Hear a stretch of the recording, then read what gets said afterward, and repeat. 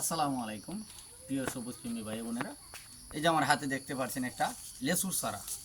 আমরা যদি ভালো মানের ডাল দিকে কলম না করি, দেখেন কি সুন্দর একটা ডাল দিকে আমরা কলমটা লাগাইছিলাম। এই যে দেখেন কত সুন্দরভাবে শিকড়গুলা গজাইছে। আমার প্রত্যেকটা কলমে এইভাবে শিকড় গজিয়ে আছে।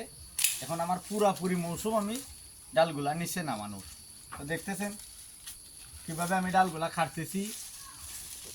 একটা সিজারের মাধ্যমে ডালগুলা কাটবেন। আর খুব সুন্দর, এই যে দেখেন সতেজ এই নতুন ডালগুলাতেই আমরা যদি কলম লাগাই তাহলে ভালো মানের চারা তৈয়ার করা সম্ভব। আসলে অনেকে অনেকভাবে চারা তৈয়ার করে, সেই বিষয় দিয়ে আমি কথা বললাম না। তবে আমাদের হাতে যেগুলা ডাল দেখছেন, আমার হাতে এই যে দেখেন প্রত্যেকটা ডাল নতুন।